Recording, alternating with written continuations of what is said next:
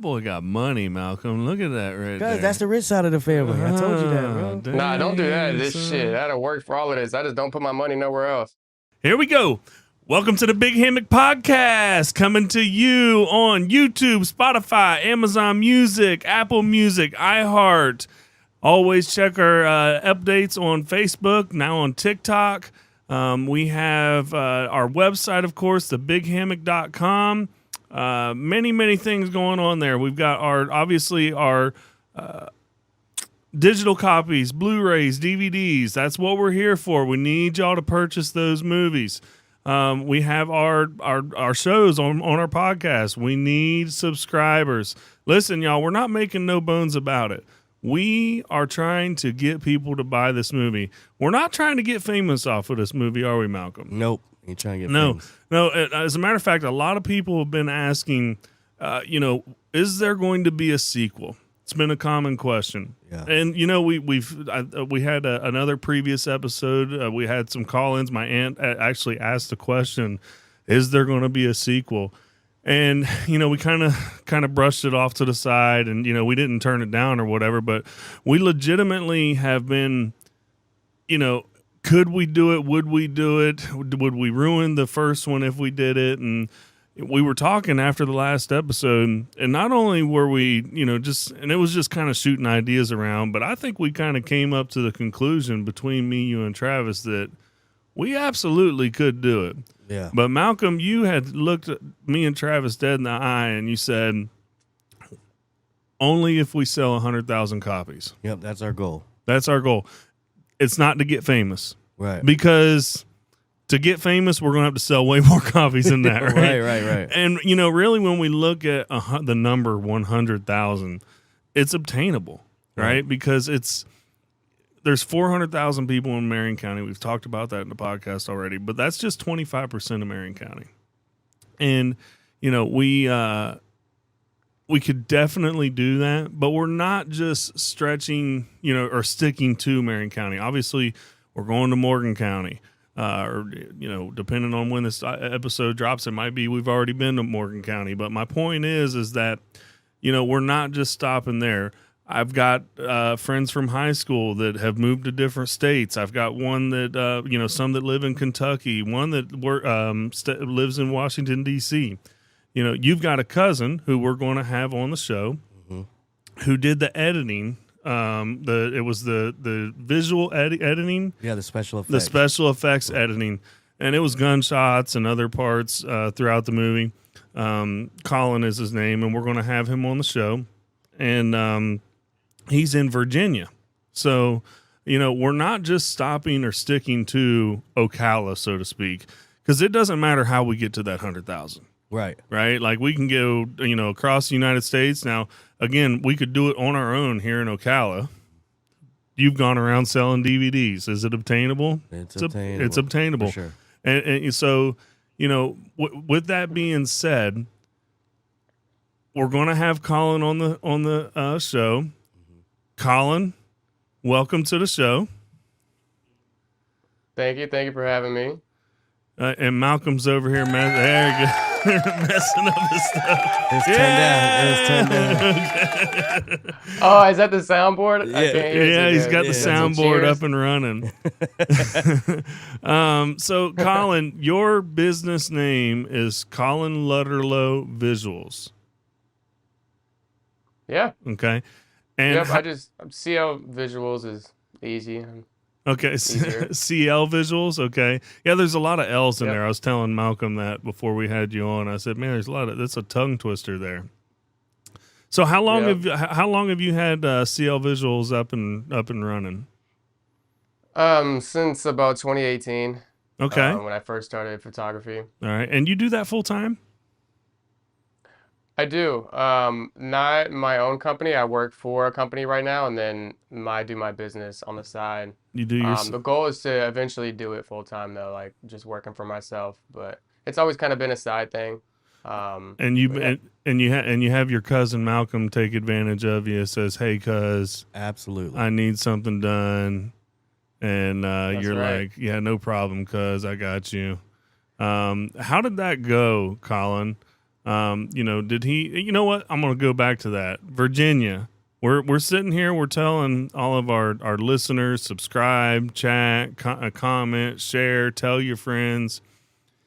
I wanted to ask you, Colin, how many of your friends have you told about this movie?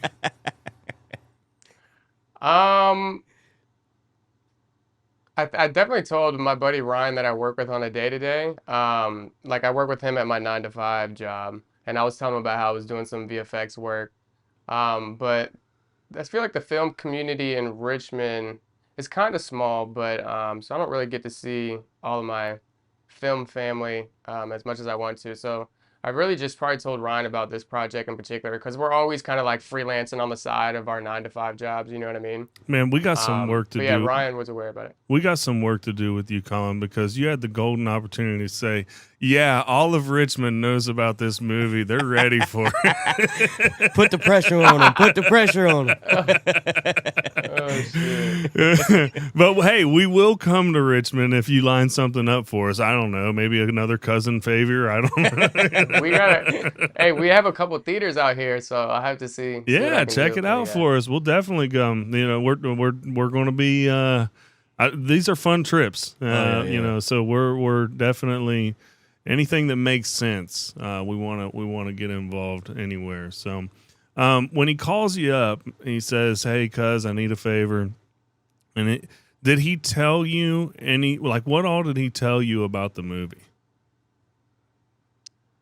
Man, I can't remember that first convo too well, but I know it was something along the lines of I think originally it was just like some editing questions, and then as it developed more and more, it turned into definitely going to need you for some like VFX work to kind of spice it up and make it look a little bit more realistic for the action scenes of the movie.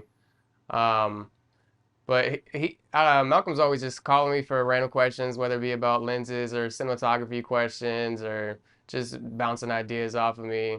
Um, so I can't remember that first initial conversation, but I mean, I was all for it. And as it got more and more developed, yeah, we came up with some ideas for those action scenes in the woods. And he sent a SSD hard drive down to me, and then we were just going back and forth and ended up coming up with some stuff that I hope you guys liked and helped out. So went pretty Absolutely. smooth, I think. Yeah, absolutely. I know that there was the hat with the blood. That was you. There was Hmm. the one of the gunshots at the end to the forehead. That was you. Um, Hmm. I don't, was there. What was some other ones? And then all the muzzle flashes. All the muzzle- anytime you seen a gun get shot, Yep. the muzzle flash, he added all that. Gotcha. And I will say, bro, that is like one of the main compliments we got after the premiere was people was like very, very impressed by the effects of the gun shooting and the blood splat. Like they was expecting it to be way cheesier. So that was pretty cool. Absolutely. So how long did it take you to work on those scenes that he sent to you? Probably about 4 to 6 hours between like 1 to 2 days, really. It was pretty straightforward. The action scene wasn't too long, so what he was looking for. I even tried to do more than just the muzzle flashes and the blood splats, but I wasn't able to because at the end of the day, I'm really not like a VFX artist. I'm just kind of familiar with After Effects and Premiere.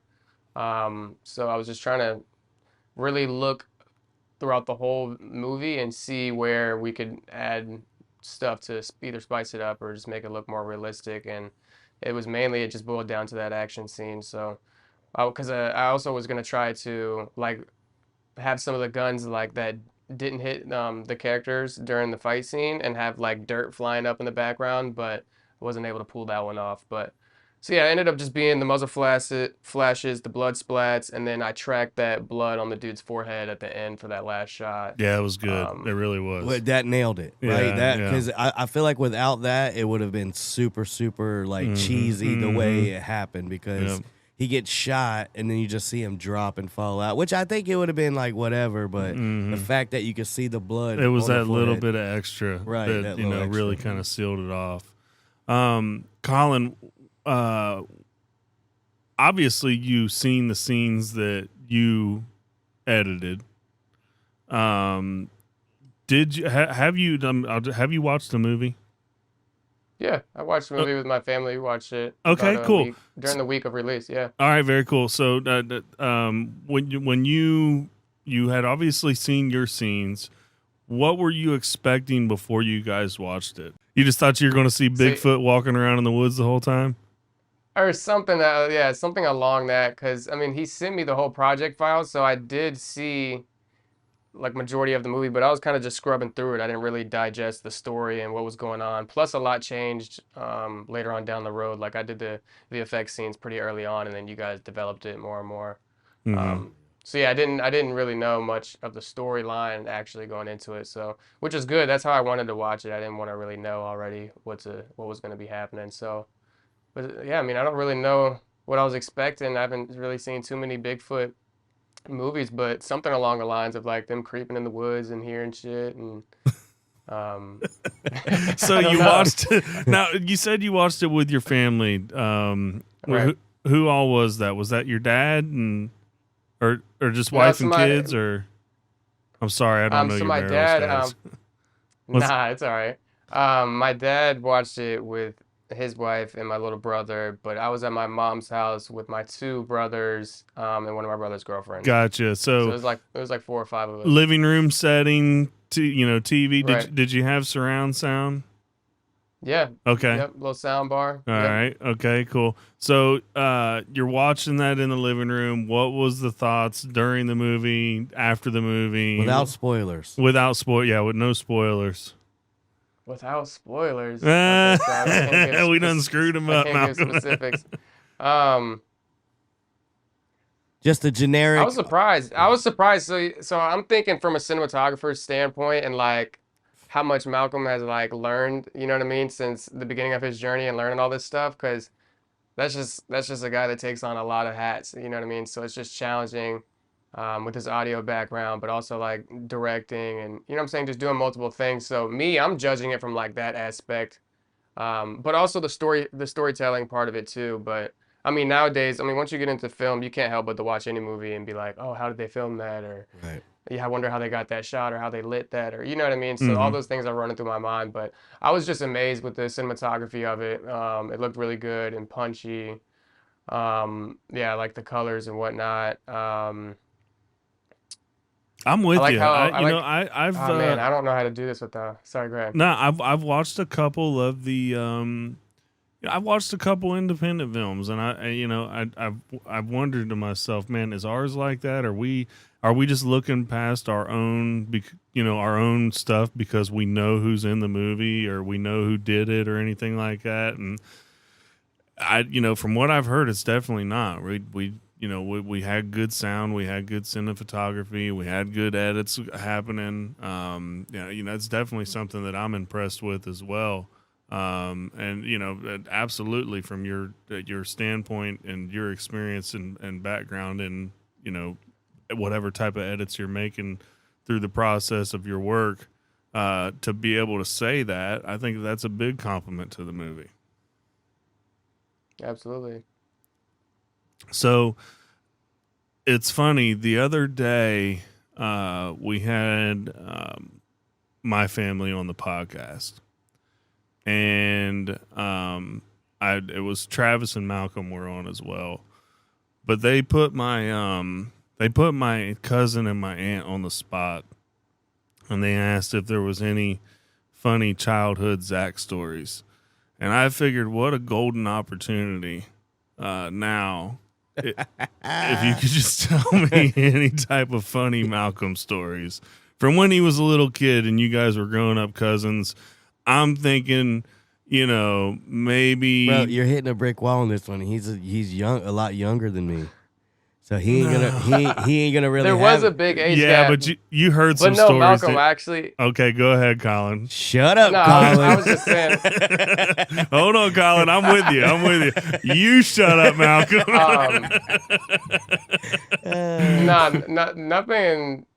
Nothing crazy specific, but I did just happen to digitize a bunch of our old mini DV tapes, from whenever we were growing up, and I got Like to see. Christmas I was probably gatherings? like 2 years old, 3 years old, Mhm. and Malcolm and a bunch of the Florida family was coming to visit us in Virginia, and it was just a long video of like us doing like a talent show for like our parents and stuff when we were all young and shit. So that was cool to see. What was Malcolm's Man, talent? like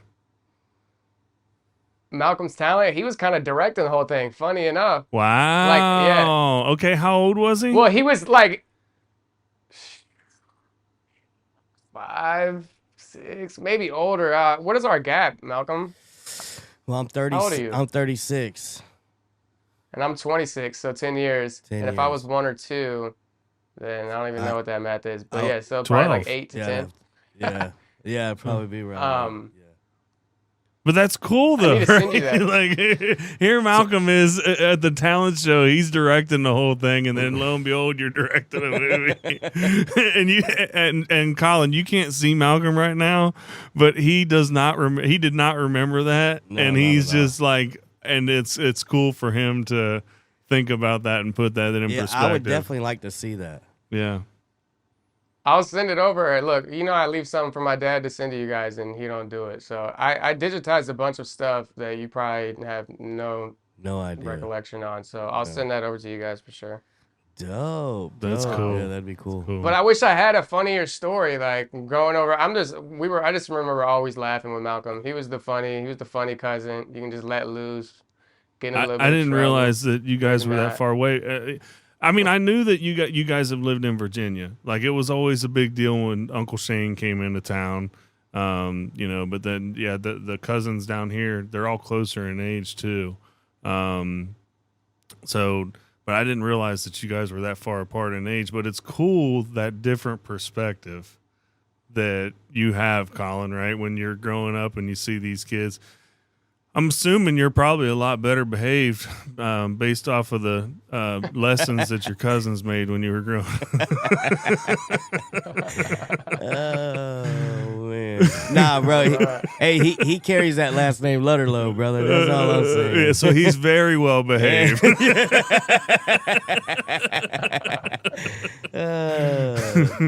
Nah, man, we've had some good times though.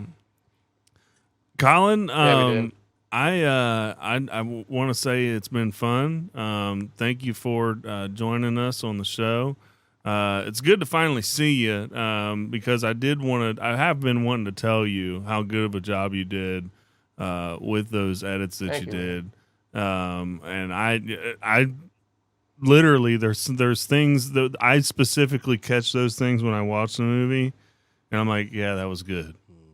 So Yeah, really good job. so needless to say, thank you, Colin. Thank you for what you did. It's definitely a part of what I would say part of the movie's success. For sure, 100%. So I'm proud that your name is at the beginning of the movie at the opening credits, representing what we do. So thank you, Colin.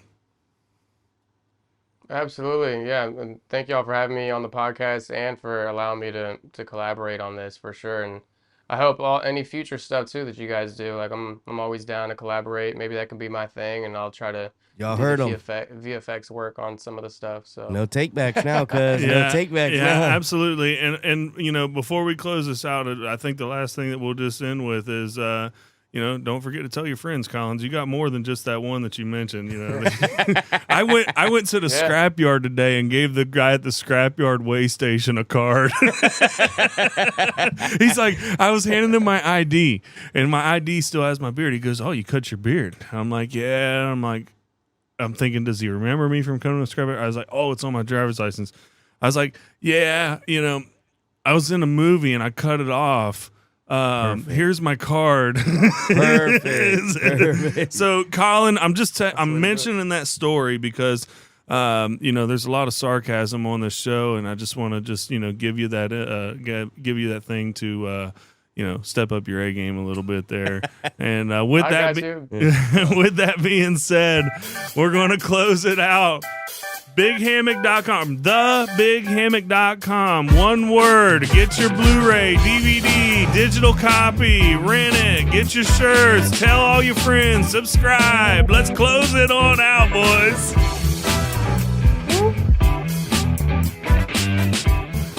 Thank y'all, man. Thank y'all.